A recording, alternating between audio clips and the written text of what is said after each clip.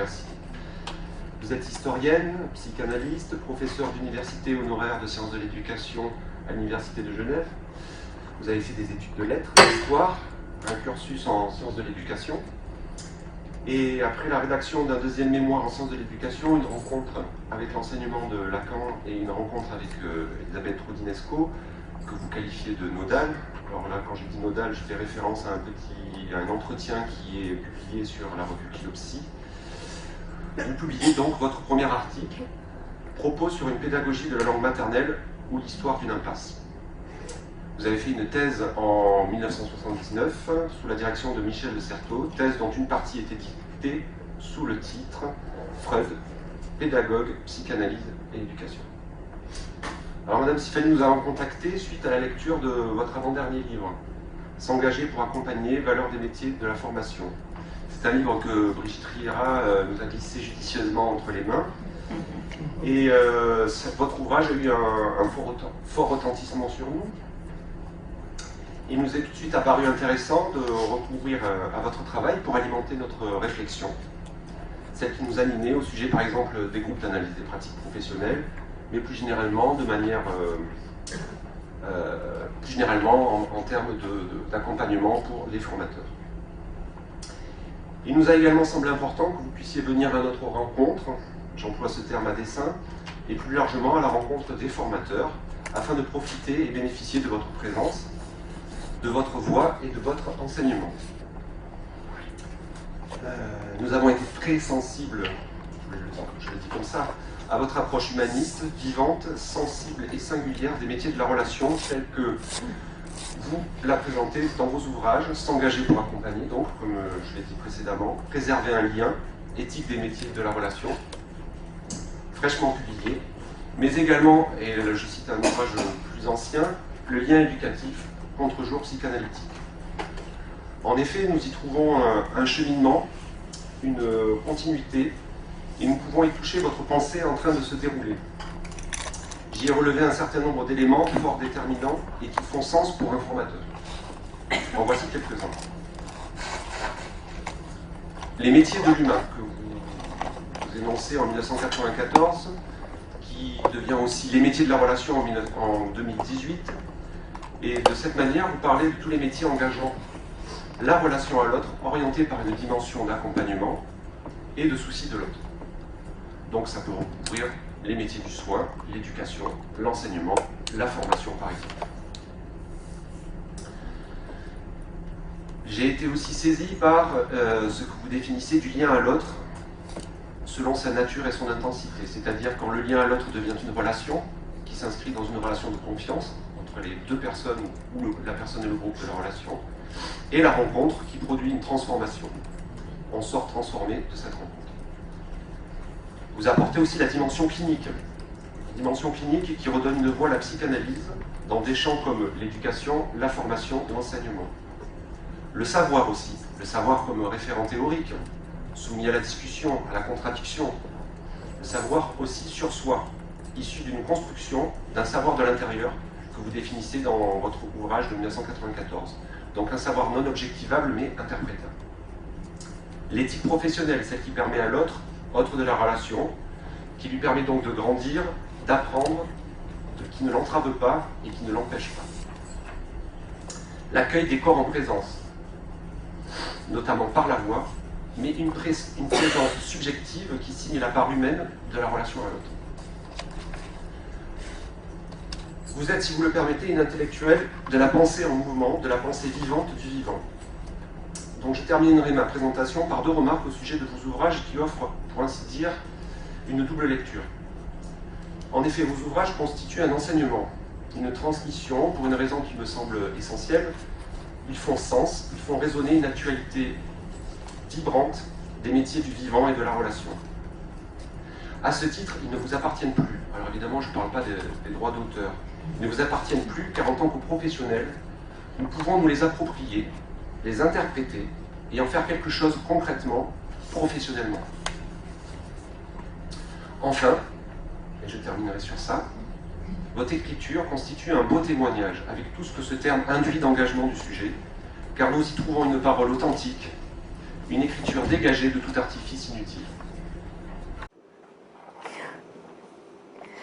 Bien. Alors, est-ce que ça m'a... Ah, voilà, fallait presser sur le bouton.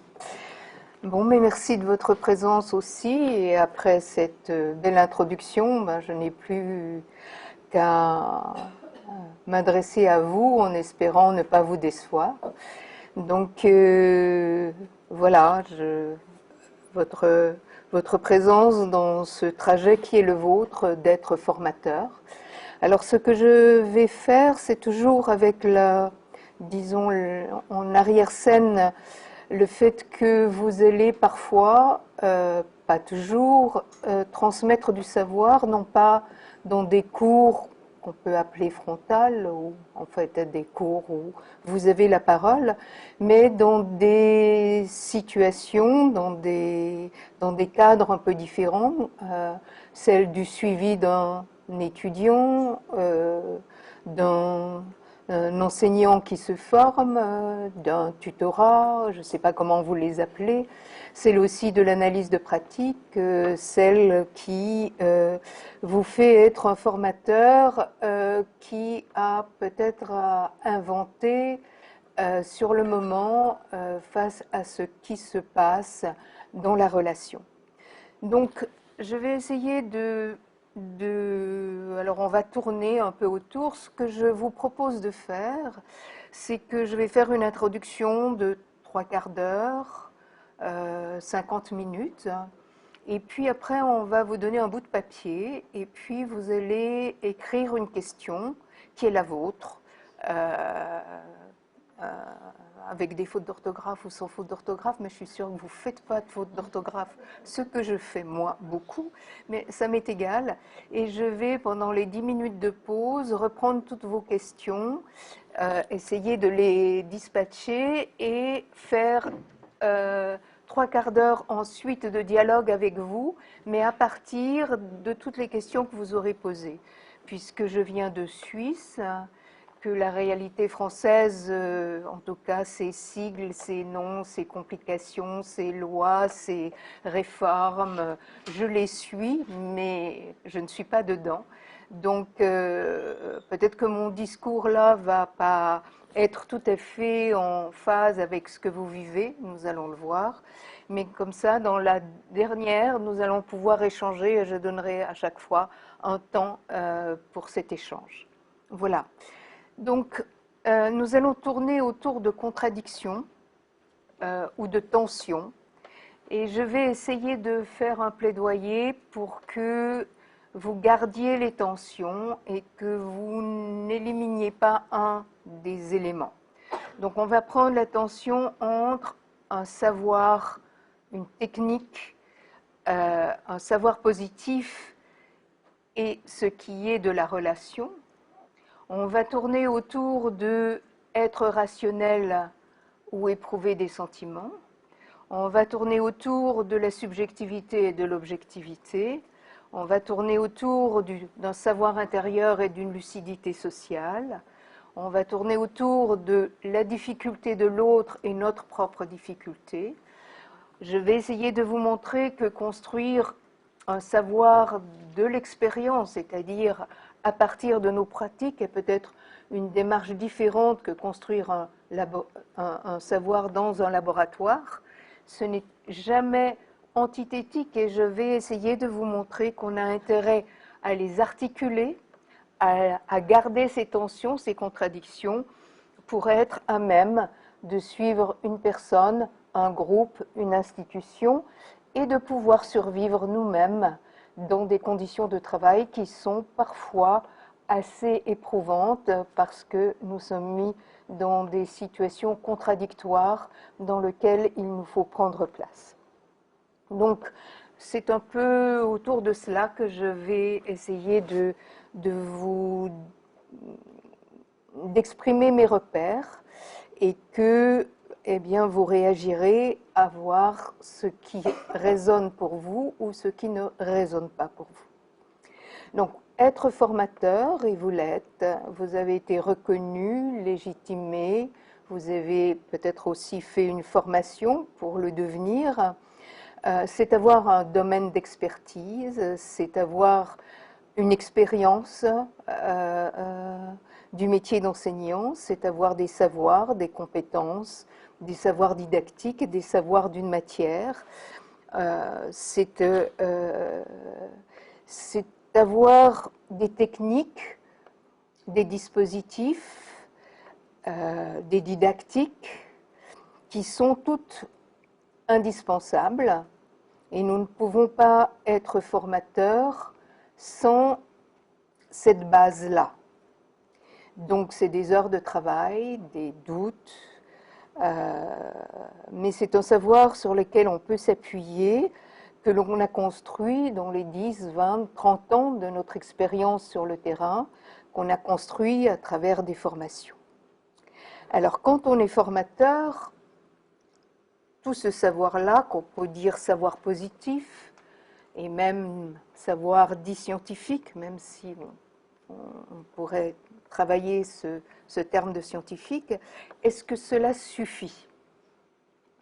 Suffit pour former? Alors, on dira oui dans certaines circonstances, lorsque je transmets ce savoir-là et que l'autre a à se l'approprier et à apprendre, et que ce savoir suffit. Et puis, on peut dire que ce savoir ne suffit pas, parce que nous ne sommes pas dans un laboratoire, mais nous sommes mis en face de personnes qui vont réagir, qui vont contester, qui vont fuir, qui vont agresser, qui ne vont pas comprendre, qui vont éprouver des difficultés, et que notre transmission du savoir, même si nous l'avons fort bien préparé, analysé, que nous avons préparé de belles leçons ou de belles formations, eh bien, comme c'est du vivant, ça ne se passe pas toujours de la manière dont on avait prévu. Et que la dimension relationnelle qui nous met en face de quelqu'un qui n'est pas un objet, qu'on ne peut pas maîtriser, encore pas encore, peut-être que ça viendra, mais pour l'instant, il nous fait face avec toute son histoire, avec ses résistances, avec ses difficultés, avec ce qu'il est venu faire là, avec l'imposition qu'il est d'être là alors qu'il voudrait être ailleurs, avec des contradictions parce qu'il ne pense pas devoir apprendre quelque chose parce qu'il sait déjà. Donc, est-ce que le travail sur ce qui se passe dans la relation est nécessaire lorsqu'on veut transmettre un savoir? Alors certains, de nouveau, diront non. Nous n'avons pas à nous préoccuper de ce qui se passe entre moi et l'autre. Et puis nous savons que encore aujourd'hui, on apprend dans une relation, on grandit dans une relation, on guérit dans une relation, on guérit parce qu'il y a une transmission humaine, on évolue dans une relation, on a besoin d'un autre, on pense même à un objet, il est toujours pensé en relation. C'est bien la rencontre de certains autres qui nous ont permis parfois de quitter les positions qui étaient les nôtres ou des positions de difficulté. La personne humaine dans la transmission, dans ces métiers que j'ai de la transmission, mais que j'ai appelés des métiers de la relation ou des métiers d'humain, pour montrer que la dimension humaine est extrêmement importante. Donc, y est-il intérêt à s'y repérer et comment?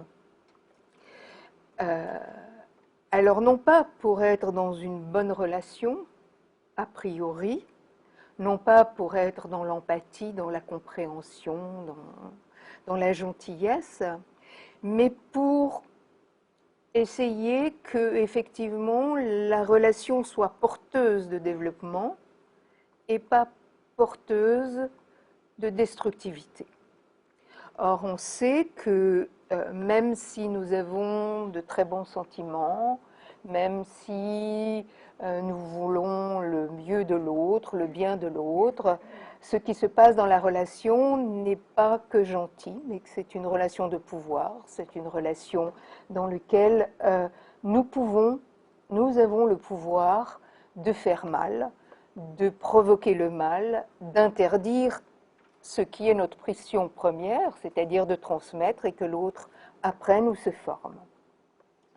Donc, pour moi, penser ce qui se passe dans la relation, c'est pour tenir bon, c'est pour accueillir ce que l'autre nous fait subir, sans être forcément en miroir.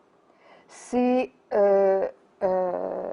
rester fiable, c'est s'interdire de manipuler l'autre ou de l'humilier ou de le mépriser. Donc, pour moi, le travail dans la relation est juste là, non pas pour qu'on soit bon, mais pour qu'on maintienne quelque chose qui permet à l'autre d'avoir des conditions de sécurité pour apprendre, pour évoluer, pour grandir ou pour se former. Alors, et en France, on est beaucoup sur cette position, on peut dire, c'est pas notre métier, on s'en occupe pas. On s'en occupe pas, on est là pour transmettre un savoir, on est là pour être dans une fonction, dans un statut.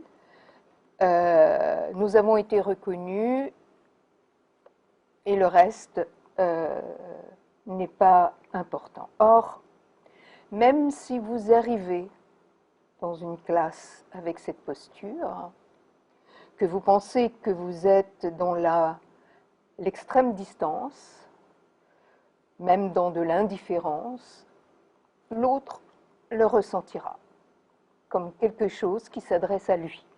C'est-à-dire, et ce que Axel Honneth dit, l'indifférence, c'est déjà du mépris.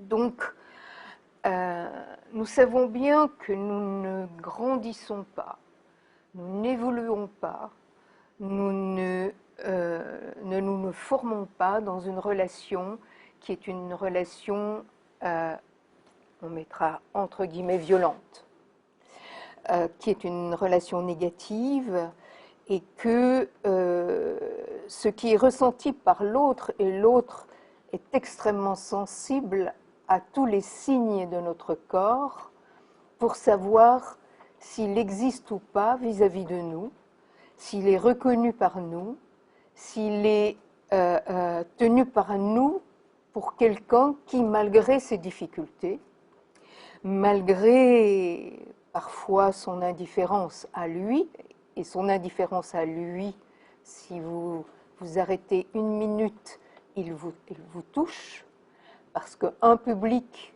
qui est de marbre et qui ne réagit pas même au niveau des visages, au niveau du corps, au niveau de... et qui dit qu'ils sont là corporellement, qui sont là pas simplement corporellement, mais qui sont là psychiquement, qui sont engagés. En tout cas, moi, quand j'ai affaire à un public de marbre, eh bien, je me défais. C'est-à-dire que ma parole, elle est plus ancrée à l'intérieur de moi. Donc, on voit bien que même quand on nie l'impact d'une relation, et on va voir ça, elle existe. Et pour moi, je fais le pari que mieux vaut s'en préoccuper, pour deux raisons. Pour permettre à l'autre d'être dans un cadre qui ne le martyrise pas trop, et nous, d'être dans quelque chose qui est une constante évolution.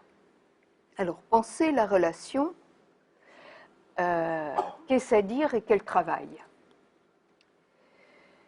Alors là, j'ai dit que vous étiez des intellectuels, on m'a dit que j'étais une intellectuelle, vous avez construit un savoir, vous êtes plutôt dans la tête que dans le corps, vous avez choisi des études où vous avez dialogué avec une matière scientifique, donc on est plutôt de ceux qui sont coupés ici, et voilà. Être dans la relation, c'est ressentir. C'est accueillir les sentiments éprouvés, c'est être affecté, c'est vibrer, c'est avoir des sentiments de peur, d'angoisse, de joie, de tristesse, de colère, parfois même de haine, c'est-à-dire effectivement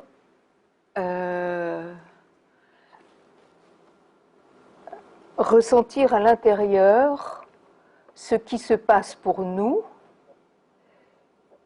et ne pas en avoir honte. Parce qu'il y a un impératif transmis dans beaucoup de formations, que les sentiments, c'est juste féminin pour certains, que c'est de la sensiblerie, que c'est quelque chose qui ne mérite pas qu'on s'y arrête, alors que quand on est dans l'action, quand on est dans l'agir, quand on est dans la relation, c'est un moyen de nous guider. Non pas de croire que nos sentiments sont la vérité, mais ils nous indiquent comment on raisonne dans cette situation-là. Alors bon, quand on vient et qu'on pose un cours en 1 heure et qu'on ne verra pas ce public-là, on n'a peut-être pas besoin de s'en occuper. On va, quand on sort, on est plus ou moins content, plus ou moins joyeux, plus ou moins triste, plus ou moins défait, plus ou moins bouleversé parce qu'on est remis en cause dans notre légitimité. Mais ça, c'est en dehors de la salle de classe et on va se débrouiller avec ça pour que ça ne nous envahisse pas trop. Quand on est dans des suivis à long terme, dans une temporalité longue, 1 mois, 2 mois, 3 mois, 1 année, quand on est dans de l'analyse de pratique, pour moi, ce que l'on ressent est quelque chose qu'il s'agit d'accueillir, non comme une vérité, mais comme sentir ce qui se passe. Et donc, beaucoup, et je ne vous cite pas les auteurs, mais beaucoup d'auteurs disent qu'il n'y a pas d'action sans engagement corporel. Il n'y a pas d'action sans sentiment. Il n'y a pas d'intelligence sans affect. Et que la coupure que l'on fait entre intelligence et sentiment est une très mauvaise coupure. Parce qu'une intelligence livrée à elle-même n'a plus de limites et peut ne plus voir les dimensions humaines que cela signifie. Donc, quand on forme, même quand on parle comme je le fais ici, on s'engage corporellement. On donne à voir son corps qui forme, qui transmet, c'est-à-dire par la voix, par la manière de se tenir, par le rythme de nos mots, par le ton qu'on utilise, parce que parler, et c'est un des substrats de notre métier, on parle, même si les PowerPoint maintenant nous permettent de juste lire ce qu'on a préparé avant, mais pour moi c'est juste terrible. On peut y avoir un autre usage du PowerPoint, j'en ai jamais fait moi, mais pour que l'autre soit présent, pour que l'autre soit accroché, pour que l'autre se mette en mouvement, il y a quelque chose du sensible et de la parole dans sa spécificité, c'est-à-dire la parole n'est pas l'écrit. Or, nos professions, et même à l'école, souvent on confond, on réduit la parole à de l'écriture, à bien, bien parler, ce serait comme bien écrire, alors que la parole, c'est autre chose. C'est des bruits de corps, c'est des mains, c'est des gesticulations, c'est un rythme de voix, et vous pouvez avoir une voix, même que votre voix, qui interdit à l'autre de vous suivre. Suivant quelle tonalité vous prenez. Si vous parlez trop vite, ça... Donc il y a cette corporéité dont on ne parle jamais, mais que vous savez qu'un enseignant dans sa classe, s'il n'y est pas corporellement, les enfants, alors, sont pas qu'une intelligence non plus. Et ils doivent être mus par un désir d'apprendre, une passion, quelque chose qui entraîne à la fois l'intelligence et quelque chose de moi qui se met dans cet apprentissage. Alors vous me direz, oui, mais tout ça c'est bien subjectif. Or, dans notre métier et dans la science, nous devons être objectifs. Donc nous devons parler objectivement. J'ai beaucoup travaillé dans les crèches et on me disait, voilà, je rencontre des parents, je suis extrêmement angoissée parce qu'il faut que je parle objectivement. Parce que je ne peux pas donner ma subjectivité, c'est pas bien, c'est pas ce qu'il faut faire, il faut être objectif. Et effectivement, toute la quête de la science, c'est d'enlever la subjectivité pour avoir des procédures qui permettent d'arriver à des résultats qui sont republiables et qu'on appelle objectivité. Quand on est dans l'action, quand on est dans la parole, c'est pas possible de parler comme un livre et c'est pas possible de parler à un parent avec des concepts. C'est pas possible parce que quand on le fait, alors on dit à l'autre, premièrement l'autre ne comprend rien, il est rejeté parce qu'il ne comprend pas, et que notre subjectivité, c'est d'être au plus juste de ce qu'il y a à dire, et parfois c'est extrêmement lourd ce que nous avons à dire, mais d'accepter la subjectivité de l'autre et de confronter les subjectivités pour ne pas être dans la partialité. Parce que ce qu'il nous faut éviter dans les situations de rencontre, c'est une partialité. C'est-à-dire ce que je sens ou je sais est le juste. Or, effectivement, peut-être c'est le juste, mais dans la relation à l'autre, ce juste doit être reconstruit à partir de la position de l'autre. Et la position de l'autre n'est pas la nôtre. La position d'un parent n'est pas la position d'un enseignant. Et ça, c'est toute la dimension éthique du dialogue, c'est-à-dire d'accepter la subjectivité de l'autre, qu'il ne pense pas comme nous, qu'il ne ressente pas comme nous, et un parent ne ressentira pas comme nous, mais nous sommes capables d'accueillir comment il ressent sans le dévaloriser, pour lui permettre d'accueillir ce que nous avons à dire et de construire quelque chose qui va être commun. C'est ça qui permet, disons, qu'une relation se construise et que nous n'ayons pas des face-à-face où nous avons quand même la légitimité, le pouvoir, et l'autre n'a plus qu'à ou obéir, se soumettre, ce qui est une mauvaise indication quand on est parent. Donc, cette subjectivité, et ça, les éthiciens travaillent beaucoup, c'est la confrontation des subjectivités qui nous permet de, non pas d'être dans une objectivité, mais dans quelque chose qui fait qu'il n'y a pas un seul point de vue qui l'emporte. Donc, c'est important de déjà, alors c'est vrai que les métiers de la transmission sont des métiers de l'altérité, c'est-à-dire des métiers où on a affaire à l'autre, et c'est juste embêtant. C'est juste embêtant parce que on sait déjà, on aimerait bien être dans des lieux où tout le monde pense la même chose, tout le monde ressent la même chose, qu'on serait dans cette dite harmonie.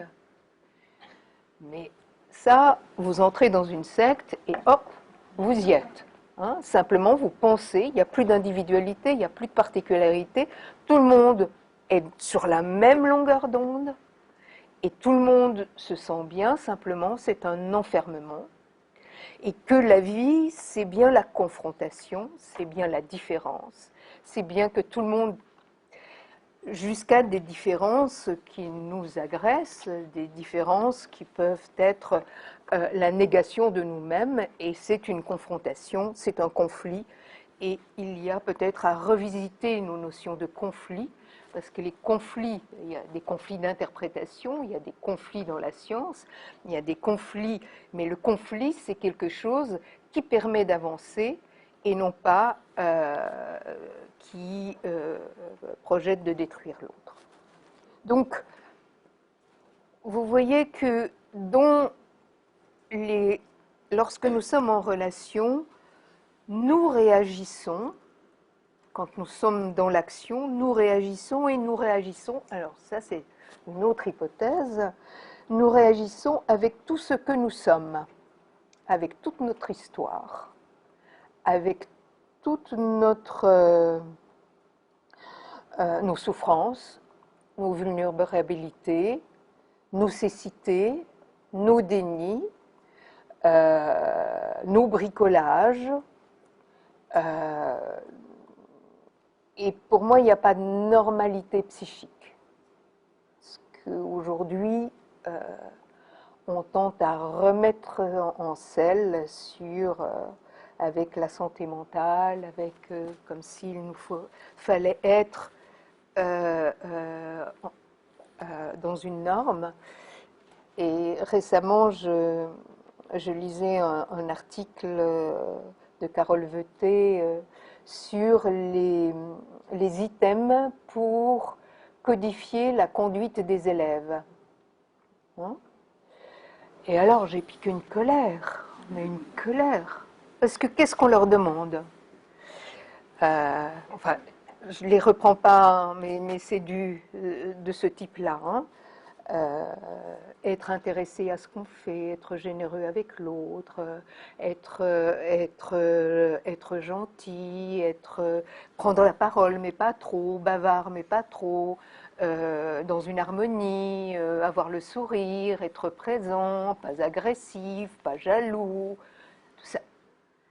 Et je me dis, mais on codifie les conduites d'un enfant alors que les adultes ne cessent de s'entre-détruire, sont jaloux, ont des batailles de narcissisme, ne viennent pas à l'école avec le sourire, passent d'une dépression à autre chose.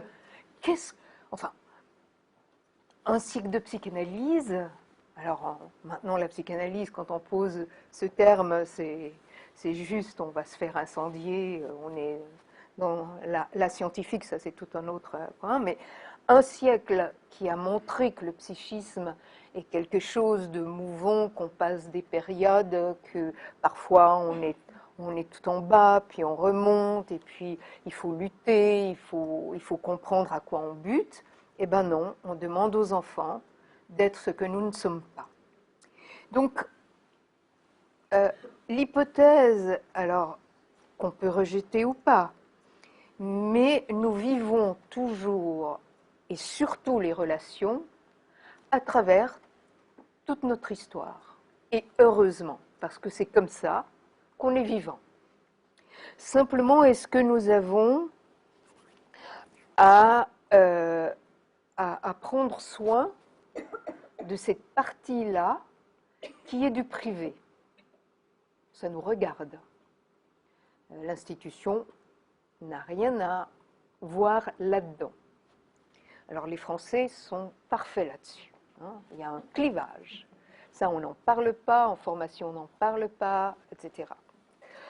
Or, pour moi, prendre soin de soi, ce qui nous est le plus difficile, entendre ce que nous vivons, essayer de ne pas fuir ce qui nous est le plus difficile, c'est à la fois une manière de rester vivant jusqu'à la mort, parce que nous traversons tous des crises, des bouleversements, et vieillir est un bouleversement alors génial, hein, qui demande un travail pour se maintenir, parce qu'on peut continuer de la même manière que nous savions faire, mais à un moment donné, l'extériorité est autre chose et nous engage à remanier ce que nous sommes pour être peut-être pour nous faire le moins mal possible. Alors aujourd'hui,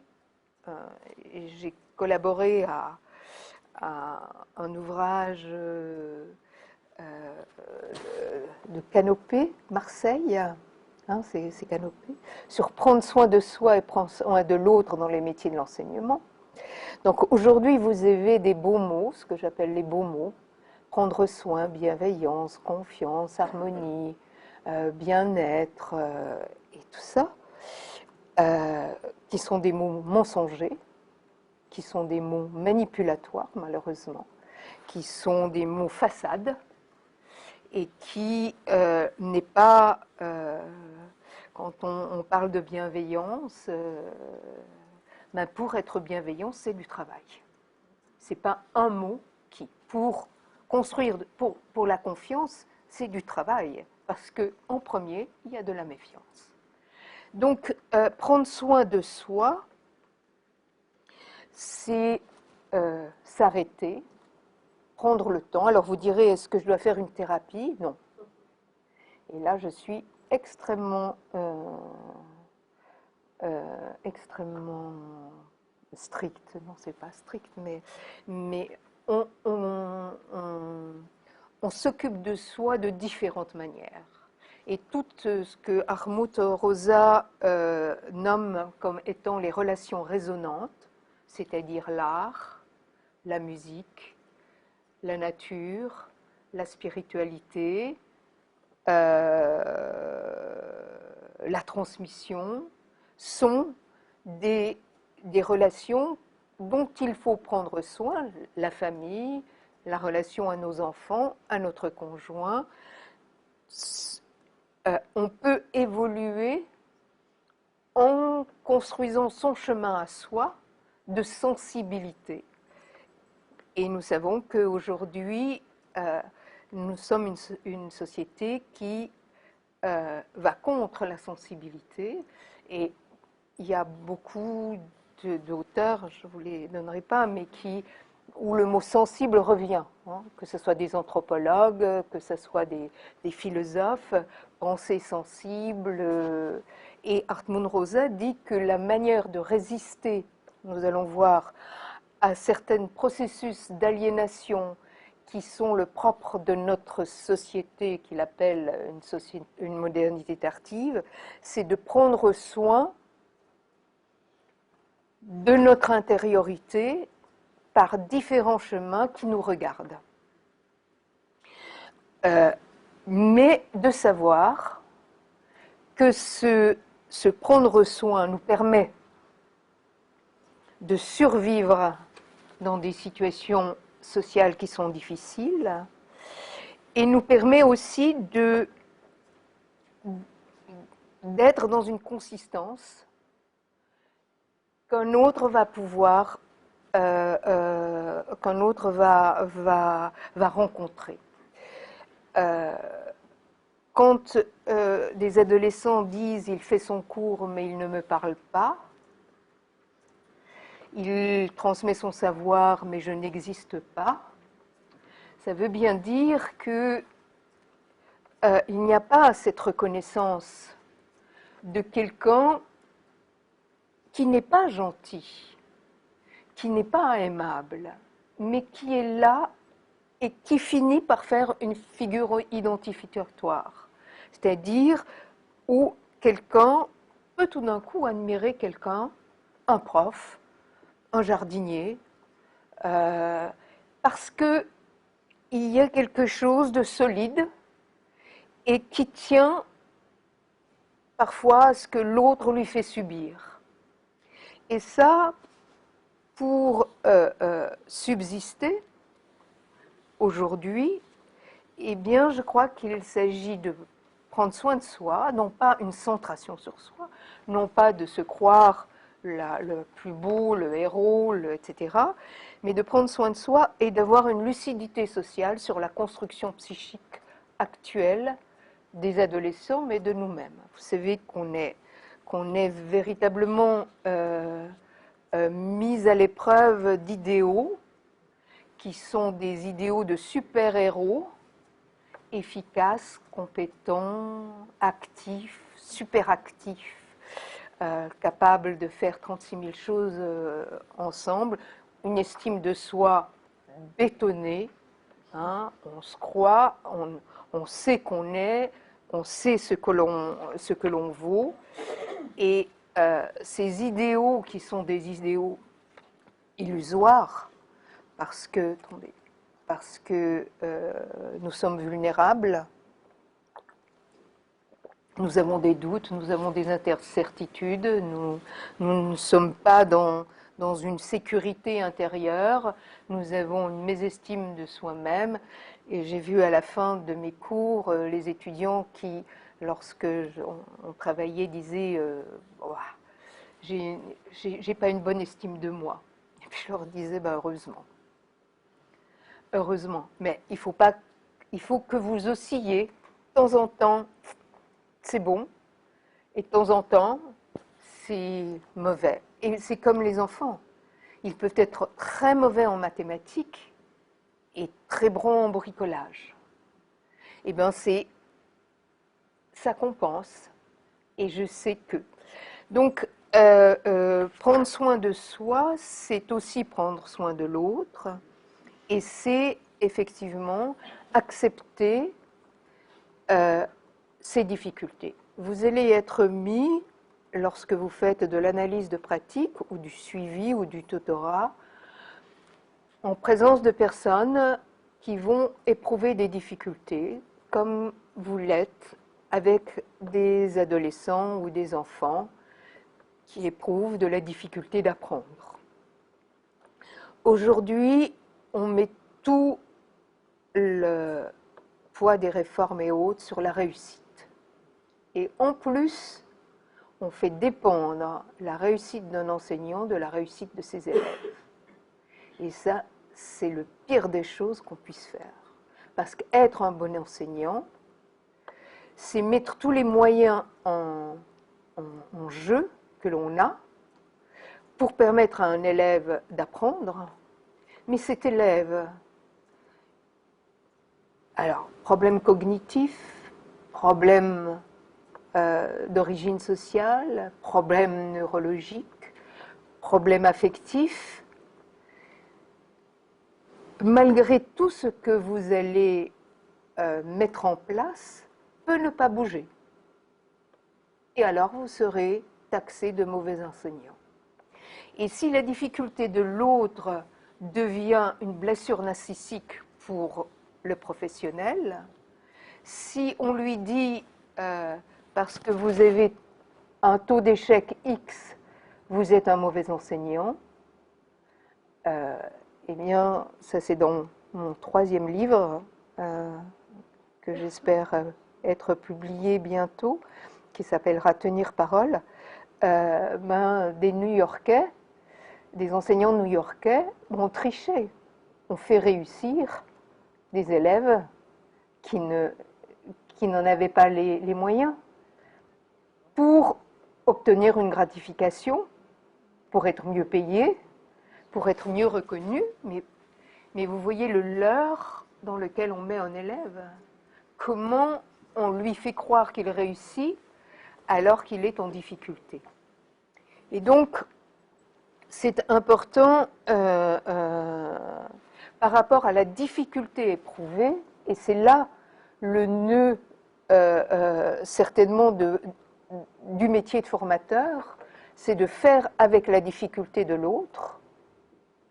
Et la difficulté de l'autre vous fait éprouver des sentiments, vous fait éprouver comment peut-il ne pas comprendre ce qu'il doit faire, comment peut-il rester buté à la même chose. Et mon métier de formateur, c'est de lui permettre de dépasser sa difficulté. C'est ça, mon métier de formateur. Alors, vous êtes peut-être dans une position d'évaluation et vous allez lui dire qu'il n'est pas capable de faire ce métier. Mais quand on est formateur à long cours, c'est-à-dire quand on accompagne, on n'évalue pas. Ça, on pourra reprendre. Mais on fait en sorte que la difficulté repérée puisse pas être résolue par nous, mais par lui ou elle. Parce que vous avez qu'à voir comment vous vous y prenez quand vous avez une difficulté. L'autre a beau vous donner des conseils, des impératifs, de dire tu fais comme ça marche, ça peut marcher. Si je suis tout près de pouvoir prendre le conseil. Mais c'est une évolution de moi et mon métier de formateur, et c'est pour ça que l'analyse de pratique ou le tutorat, c'est ça. Donc, c'est de devoir se déplacer de soi, parce que nous, on n'éprouve pas cette difficulté. On va voir, on en éprouve d'autres. Mais... Donc, construire un savoir disons, de l'expérience, accompagner quelqu'un, ce quelqu'un est plein dedans, il se plante, il échoue, c'est la chienlit, c'est le bazar, c'est le bordel, il n'a pas d'autorité. Comment on fait pour qu'il s'y repère, pour qu'il évolue? Alors souvent, dans l'analyse de pratique, j'avais fait une conférence un jour dans un hôpital psychiatrique avec des tuteurs, parce que tous les métiers ont des tuteurs. Et donc, pardon,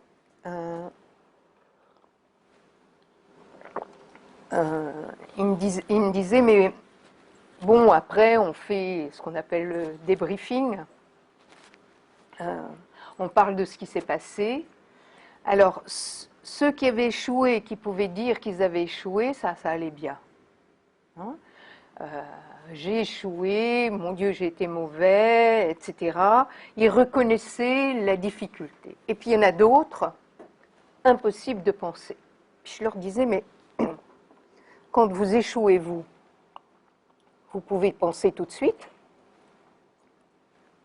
Vous êtes tellement dans l'affect, tellement dans la panique, tellement dans le désarroi, tellement dans l'incertitude, tellement dans le désespoir intérieur, qu'on ne va pas demander de penser tout de suite. On a toujours besoin d'une certaine distance pour pouvoir penser. Donc,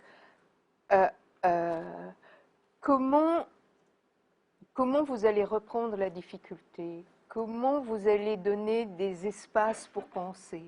Comment vous allez donner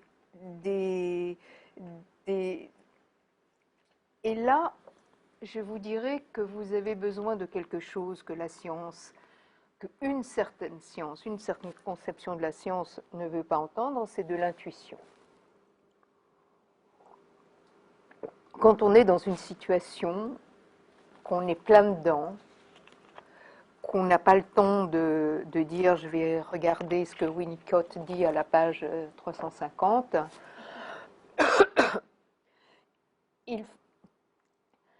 tout le savoir que vous avez. Une intuition, c'est pas un bon sens du féminin et d'un instinct maternel, c'est pas ça. Une intuition, et toute la science est faite d'intuition. Et les plus grandes découvertes sont liées à l'intuition. Mais une certaine idéologie scientifique qui prend le pas aujourd'hui, dévalorise l'intuition. Or, l'intuition est notre guide. Et c'est parce qu'on a engrangé plein de savoirs, qu'on a pensé ce savoir, qu'on a construit son expérience, qu'on a été lire, qu'on a été travailler, que tout d'un coup, on se dit, mais là, il y a quelque chose. Et on le dit au bon moment. Ben, si vous le dites un peu trop tôt, ça n'aura pas d'effet. Vous avez juste. Mais l'autre n'est pas capable de le prendre.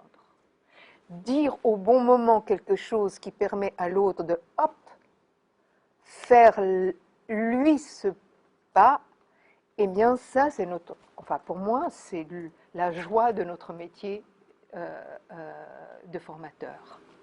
Mais ça nous prend beaucoup de temps et il ne faut pas se décourager si ça prend 6 mois, 8 mois, 10 mois. Tous nos échecs, tout ce qu'on a essayé, c'est comme avec un enfant. Tout ce qu'on a essayé, qui a échoué, on ne sait jamais si ça a échoué. Ça a peut-être permis quelque chose, mais qui ne se marque pas et qui va tout d'un coup permettre à l'autre de dépasser. Et donc, quand on est dans l'action, quand on est effectivement dans la construction d'un savoir d'expérience, c'est important d'être dedans, de s'immerger, de n'être pas extérieur, d'observer, de regarder, d'être ouvert. Et on dit que nos métiers sont des pratiques de l'attention. Or, nous ne savons plus regarder, nous ne savons plus observer parce que nous sommes pris dans une agitation. C'est la même chose que regarder la nature, s'arrêter. On peut passer à côté de lumières magnifiques sans les ressentir. Et vous avez déjà fait ça. Hein. On est pris à l'intérieur et on ne voit plus rien. Et donc, être dans le suivi, c'est vraiment... Alors, comment on fait? Comment on observe? Comment on... Alors, pour moi, c'est une présence au moment, c'est-à-dire d'être là, malgré nos soucis, malgré notre maladie, malgré nos ennuis personnels, c'est d'être là, de se laisser toucher, de se laisser affecter, et puis ensuite, quand on sort, peut-être de prendre un temps pour écrire, d'un temps pour voir ce qui se passe, et on est toujours très surpris. On a l'impression d'être vide, et puis au moment où on s'arrête et qu'on commence alors d'écrire ou de parler dans un dictaphone si vous détestez écrire, d'écrire, il y a plein de choses qui viennent. Tout d'un coup, on se rappelle de ceci, de cela, qu'on croyait ne pas avoir vu et qu'on a vu. Donc, construire du savoir avec l'autre, ça nous demande de prendre du temps, et ça, l'institution ne vous en donne pas. Il vous demande d'être réflexif, de penser, de lire, mais ces moments de vide, ces moments, et on ne pense pas sans vide, on ne pense pas sans s'arrêter. Or, un des symptômes de notre société actuelle est le suractivisme. Et vous savez que c'est un des processus d'aliénation les plus importants et les plus efficaces. C'est-à-dire qu'on vous agite et que nous sommes tous agités avec nos portables, nos machins, nos trucs, etc. Et que tout d'un coup, ne rien avoir à faire, c'est la panique. Or, penser demande du temps. Élaborer demande du temps. Écrire demande du temps. Évoluer demande du temps. Or, aujourd'hui, on demande suractivité, contrôle, suradministration, c'est-à-dire que vous prenez beaucoup plus de temps à remplir des fiches qu'à penser ce qui est arrivé. Et ça, c'est un contrôle des intimités qui est dénoncé par les philosophes et sociologues d'aujourd'hui. Donc, quand on est formateur, et là, c'est une critique que je fais à tout le versant psychanalytique et autres, ce n'est pas couper l'intériorité du social. C'est d'avoir une lucidité sociale qui nous permet de comprendre dans quoi on est mis et de pouvoir résister. Et ça, c'est le plus difficile. Je suis dans une suractivité, comment je fais pour m'arrêter? Je suis mis dans des pratiques qui sont contradictoires. Qu'est-ce que je fais? Je suis obligée de faire une formation à laquelle je ne crois pas. Comment je m'y prends? Pour me protéger, pour ne pas m'épuiser, pour ne pas entrer dans le burn-out. Comment je fais? Mais c'est une lucidité sociale avec des mécanismes sociaux. Et quand vous accompagnez un groupe ou une institution, je trouve que c'est irresponsable de mettre un formateur sans connaissance de ce qu'est les phénomènes de groupe, de ce qu'est les phénomènes institutionnels, juste pour s'y repérer. Qu'est-ce qui se passe? Où sont les contradictions? Pourquoi ce chef d'établissement demande ceci? Pourquoi il y a des clans? Pourquoi et qu'est-ce que je peux faire moi là-dedans? Parce que si on ne s'y repère pas, c'est vrai que non seulement on ne va pas faire du bon boulot pour les autres, mais on va se mettre à mal. Ça va être extrêmement pénible. Donc, il y a une plainte qui est toujours, c'est il résiste. Alors la résistance a un double versant. Il y a une résistance qui est mise au compte, ils ne veulent pas bouger, ils sont sur des zones de confort, ils ne veulent pas changer ce qu'ils font et ils résistent à tout ce que on leur propose, ils savent déjà tout, donc ils ne sont pas ignorants, donc ils ne vont pas entendre ce que je peux leur donner, ils vont entrer dans la rivalité, ils vont prendre notre place en nous montrant qu'on est nul, et ça peut être des situations de formation où en fait les autres vous dénient votre savoir, pensent qu'ils savent mieux que vous et ne vont jamais vous écouter parce qu'ils ne veulent pas apprendre de quelqu'un. Pour moi, c'est un indice assez alarmant parce que ce qu'ils rejouent là en formation, ils le jouent dans leur métier avec des enseignants. Tout ce qui émerge, et moi j'ai souvent, avec les enseignants du secondaire, enfin ce qu'on appelle du secondaire, du supérieur, je passais jamais. Je me heurtais à une rivalité de savoir qui faisait qu'ils ne pouvaient même pas entrer en contradiction. C'était avec tout ce que l'on sait, on corrige les copies, maintenant le portable c'est génial, on fait autre chose en même temps que. Donc c'est important de. J'ai perdu mon fil. C'est important ça c'est la résistance effectivement des personnes qui croient à déterminer savoir comment s'y prendre. Je ne leur souhaite pas, mais un jour l'extérieur va les bousculer et ils auront aucun moyen psychique pour entendre et non pas se détruire ou entrer dans la maladie, parce que c'est la seule chose qu'on peut faire à ce moment-là. Donc ça, c'est une résistance difficile. Alors, qu'est-ce qu'on fait par rapport à cette résistance?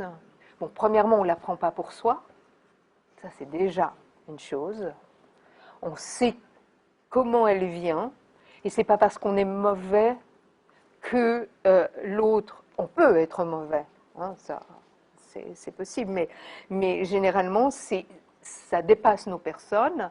Et donc, on peut l'accueillir tranquillement, sereinement, diraient ceux qui font de la méditation, tranquillement, sereinement, on explicite, on reconnaît, on n'affronte pas, on ne veut pas. Simplement, on demande de pouvoir faire ce qu'on a envie de faire et que si quelqu'un ne le veut pas, il ne peut pas. Bon. L'autre, la résistance, il y a une bonne résistance. Il y a une résistance bonne à la folie du monde. Et nous sommes parfois résistants aussi à certains impératifs qui nous sont donnés et que nous trouvons mauvais. Et la résistance de prendre soin de nous est une bonne résistance. Et donc, il est important de comprendre d'où nous vient notre réactivité et de ruser. Je crois qu'être formateur, c'est s'autoriser à ruser, c'est s'autoriser même, je ne sais pas en France si vous pouvez le faire, à transgresser, qui est une position éthique. L'éthique, ce n'est pas la morale. L'éthique, c'est de se dire, dans cette situation-là, je devrais, selon la loi, le code, le machin, le truc, mais je ne vais pas faire. Je vais prendre un risque, et ce risque, je vais l'assumer.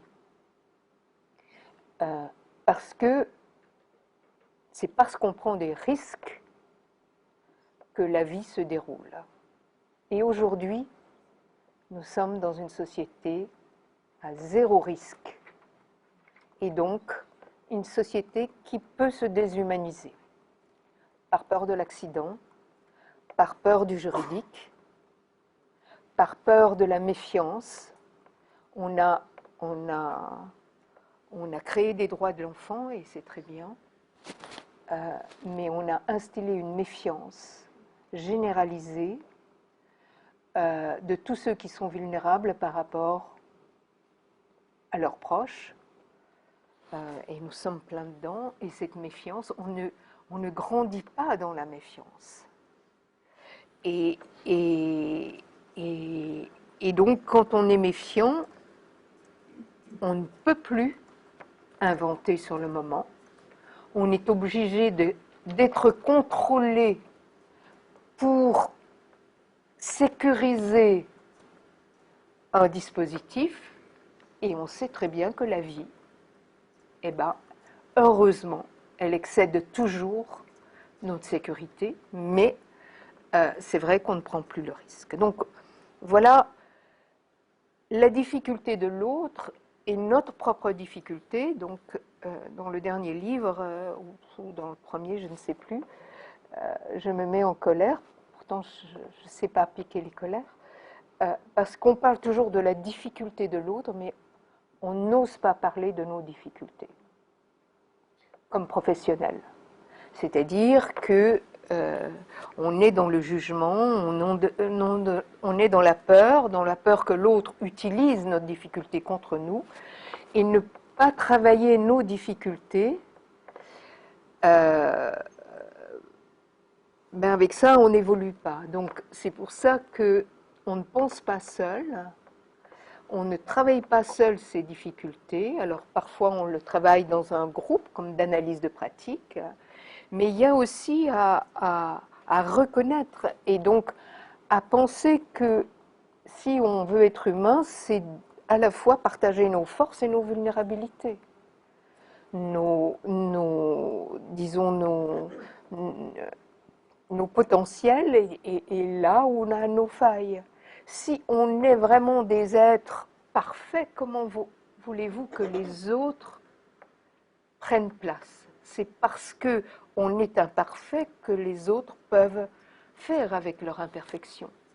Et nous sommes tous dans des imperfections. Alors, pas les mêmes, mais nous sommes tous dans les imperfections. Donc, l'analyse de pratique, c'est un lieu qui, pour moi, est un lieu protégé de regard institutionnel, qui nous permet de dire ce qui nous résiste, de le partager, de l'élaborer, de le comprendre. Et j'étais toujours tellement interrogée quand les étudiants et que je parlais en cours et qui disaient « mais je croyais que j'étais le seul à éprouver ça ». Alors que non, éprouver une difficulté est une construction sociale. C'est à la fois nous et une construction sociale. Et quand on a compris qu'on n'est pas le seul, alors on peut faire avec quelque chose qui est aussi une caractéristique de notre société, c'est la culpabilisation. Aujourd'hui, les individus portent la responsabilité de ce qu'ils sont, de leur échec, de tout ça, et il y a une cécité sur la construction sociale de la violence, construction sociale de l'agressivité, construction sociale de l'apathie, construction sociale, c'est dire que c'est moi et autre chose. Mais on remet un enfant en échec, c'est ou la faute de ses parents ou sa faute à lui. Non, c'est une construction avec une pluralité de phénomènes qui créent ce que les psychanalystes appelaient ça, ce symptôme-là. Et donc, c'est important d'articuler des connaissances sociologiques ou psychosociologiques cliniques avec des conceptions psychiques. Alors vous me direz, c'est la dernière chose que je vais prendre, puis après je vous laisserai ces 10 minutes pour mettre votre question. Quand on est comme ça dans ce savoir de la construction d'un savoir d'action dans lequel on est immergé, dans lequel on est dedans, dans lequel on ne comprend rien, hein, c'est ça qui est difficile. Alors quand on a un savoir assuré et que tout d'un coup on ne comprend plus rien à ce qui se passe, c'est compliqué. Ça nous demande d'accepter cette incertitude. On est dans la particularité, on n'est pas dans la généralité. On est dans le local. Et là aussi, il y a une dévalorisation du local, parce que la science, c'est la généralisation. C'est valide quand on peut généraliser, alors que nous, quand on est dans une relation à un autre, à un groupe, à un esthétisant, on est dans une singularité. C'est-à-dire que cet établissement-là, avec celui qui est à la tête, avec ses enseignants, avec son lieu d'insertion, avec ses parents, etc., c'est un portrait, on pourrait dire un portrait particulier, et c'est ce portrait-là qu'il s'agit de bien connaître, et que construire du savoir, de l'expérience, c'est toujours construire dans une particularité. Et je vous dirais, travailler localement.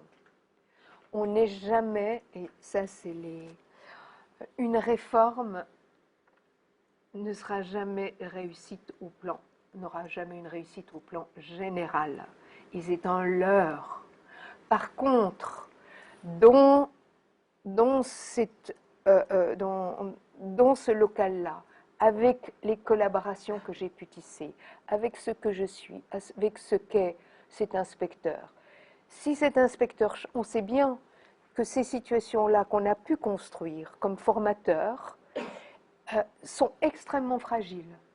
Il suffit qu'un cadre change pour que tout pète, pour qu'il sache mieux que les autres et qu'il détruise tout ce qui a été construit. Et aujourd'hui, c'est quand on a affaire à des formateurs indépendants, ce que vous n'avez pas, c'est une des choses qu'ils disent remettent totalement en cause leur métier parce qu'ils construisent des alliances, ils construisent des collaborations, ils construisent tout un dispositif pour pour comprendre pourquoi il y a 5 suicides dans cet établissement-là, c'est la fragilité des personnes, mais ce n'est pas que la fragilité des personnes. Et une pièce change et il détruit. Et ça, c'est pour moi, il y a une arrogance parfois de ceux qui, au nom d'un management, savent comment faire, qui est une pure destructivité et une non-reconnaissance, une non-estime du travail qui est fait, qui demande du temps, qui ne peut pas se résoudre. Non, il faut être efficace et réparer. Et il y aura un outil, et on est sûr que cet outil-là fera la réussite. Or, ayez des outils, mais sachez que le bénéfice d'un outil est toujours lié à la manière dont je m'en sers. Et ce que j'ai, et de la lucidité que j'ai de cet outil-là, est-ce qu'il me sert de bouclier pour ne pas regarder l'autre, ou il est un objet médiateur qui permet que l'on s'en serve. Donc, continuez à... Alors, si vous avez le temps, continuez à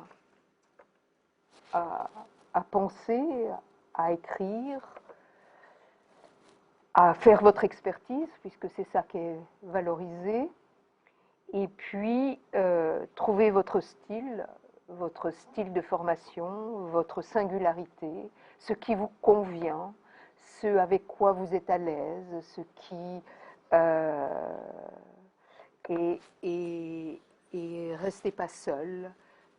Si vous pouvez travailler à deux, ben c'est toujours intéressant parce que l'autre vous dit tout. Tu t'es entendu parler là? Ah non. Mais c'est dans, alors cette fois, la bienveillance, mais une bienveillance qui accueille, qui dit, c'est pas se taire parce que ça ferait mal à l'autre, parce qu'on a besoin de faire mal à l'autre pour qu'il se réveille. Il y a un moment de déstabilisation. Si on ne déstabilise pas les autres, ils restent à la même place. Et rester à la même place, c'est se détruire. Voilà. Donc voilà la première introduction. Prenez soin, construisez un style. Voilà.